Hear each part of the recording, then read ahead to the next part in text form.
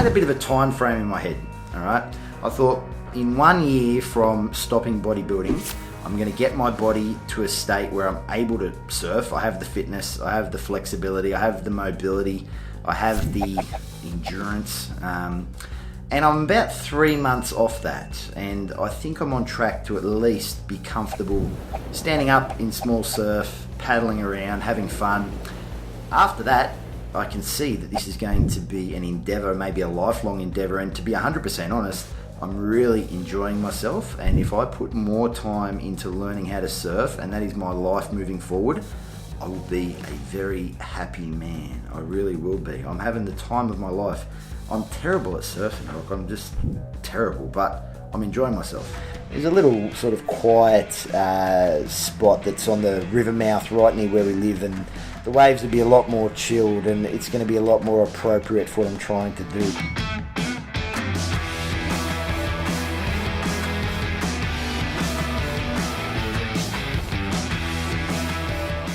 Didn't get up. I think I got up, but come off straight away. Got a bit of advice from a friendly paddleboarder in his 50s. Told me to sit forward a bit more on the board. Told me to keep at it, keep practicing, and that's what I'm going to do. But I'm terrible at surfing. What can I say?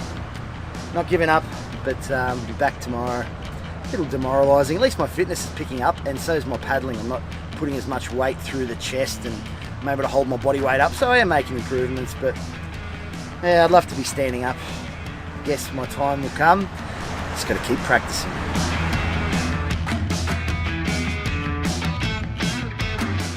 Yeah, the only thing I think I've really sacrificed in doing, trying to surf and film it, it's probably been my dignity. It's taken a bit of a hit, but no, I haven't really had to sacrifice anything much. I've had to change timing around a little bit just to maybe get in a morning surf before the school run, or having a surf later in the afternoon after school when I've got my son, and just spending time with the family. But no, there hasn't really been anything that I've had to sacrifice as such, except for a massive amount of muscle mass. I think I'm probably, I don't know, I have to be about 25 kilos lighter minimum. And I have dropped a little bit of body fat, but primarily it's just a lot of muscle mass. So actually I'm going to say my dignity and my muscle mass. They are the two things that I've had to sacrifice to begin this adventure. This is what I've got. I'm pretty excited. I've never bought one before, and it is a TRX tactical gym. So basically it's a set of different straps that you can put on an anchor point, or you can put in a doorway, and you can do all different types of bodyweight exercises. So I've never used the TRX. I've heard they are absolutely fantastic for bodyweight exercises, and they're very difficult. So I'm pretty excited to have a look and get this open. So it's essentially a whole heap of straps, and you can use it. They're saying we can download for workouts, which is going to be pretty cool. And here we go. It's the doorway anchor. That goes in the doorway so Daddy can do exercises and it won't fall down. I'll show you in a minute. Daddy. Oh, thanks, mate. Thank you. We've got a Just Get Started tactical suspension training kit. Got a whole heap of exercises that we can do. Daddy. And download an app to do more exercises. I'm actually excited about this. Thanks, mate. I don't know what that strap is, but we'll work it out. And this is it. Pretty much just all bodyweight exercises. It's going to be higher repetition. It's going to be painful. It's going to be fun. I'm a little bit nervous to kick it off because I haven't done anything like this ever, but it should be exciting. So let's go downstairs to the gym and see the TRX in action for the first time.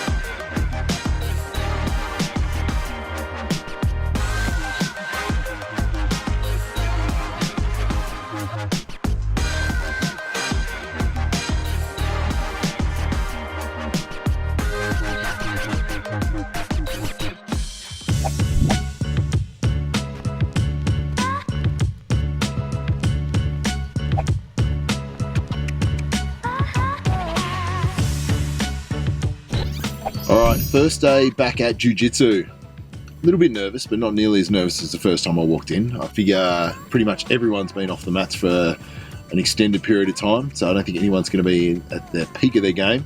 I am assuming that we're just doing solo drills. I don't think you can, crawl around on top of people and drip sweat in people's mouths and rotate around the room and perspire and breathe on everyone in there with current social distancing restrictions. So the chances are we're just going to be doing solo drills. Now that's good and bad. The good side is that I will most likely not get strangled. The bad side is, I injured myself doing a solo drill, so who knows what could happen. I'm going to get in there early. I'm going to do some warm-ups for my adductor, and hopefully I will come out of there unscathed and having learnt something about BJJ. This is my plan. I'm also going to try and get George to have a little chat on camera. We'll see how we go. Wish me luck.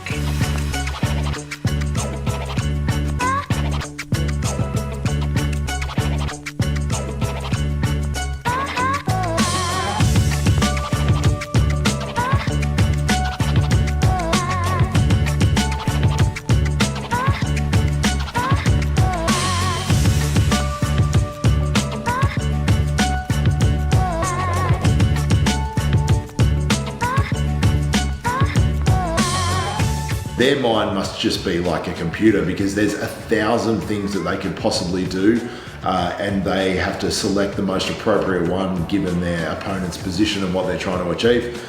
I have none of that at my disposal, but as I learn each skill, I want to be able to perfect each skill and refine it and continue to be able to call on it in the future for when circumstances arise. All right, I am one lesson into my glorious return to BJJ.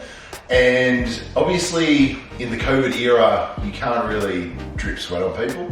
So we just did movement, fundamental movements for BJJ that allow you to get in better positions. And this is probably exactly what I need as a beginner. Luckily for me, some of these things were the drills that I'd been covering in my garage leading up to it. So I was pretty happy about that. So there was lots of hips escapes, lots of, even the little weird leg thing that I do, even that made an appearance. So I was pretty happy about that I could go clockwise and anti-clockwise with my legs.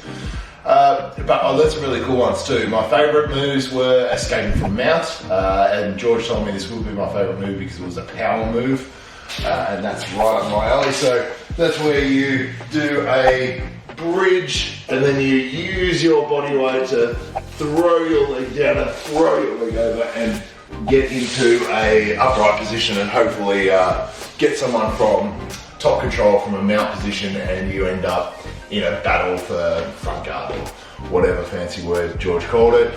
I learned how to do a off leg hip escape. So normally when you hip escape, you move your feet over and then drive your hips around to keep an opponent away from you.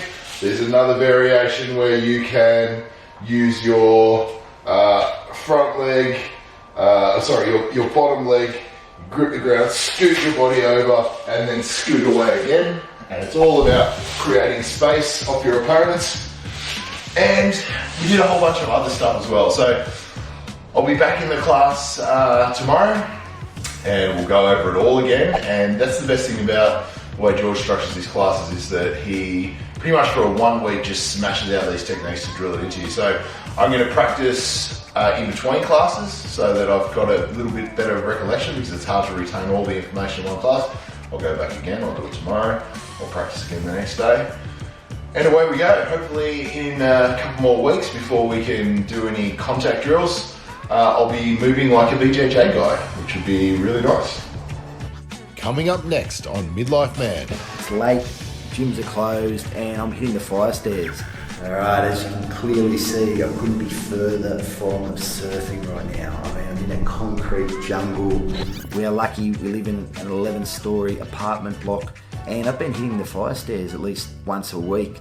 Now, I don't know if going up and down sets of fire stairs is really surfing specific in any way at all, but it certainly hurts, and it certainly works my cardiovascular system. Might not be surfing, and I might be in a set of fire stairs, but I am working hard, and that's all that matters at the moment, is getting the cardio up, whatever it takes. So here we go. All right, I have done two BJJ sessions in 1 week.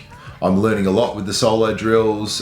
George is not only teaching us how to move, but under which circumstances the moves would be applicable. I'm having a great time in there. I am still the lumbering, sweaty, immobile guy in the room. So hopefully the COVID cases don't go up in Melbourne and we can keep doing this, because it's been a lot of fun. Apart from almost vomiting when we were doing forward rolls into backward rolls, got a little bit lightheaded. It's all going well. So enjoying it very much and looking forward to learning even more.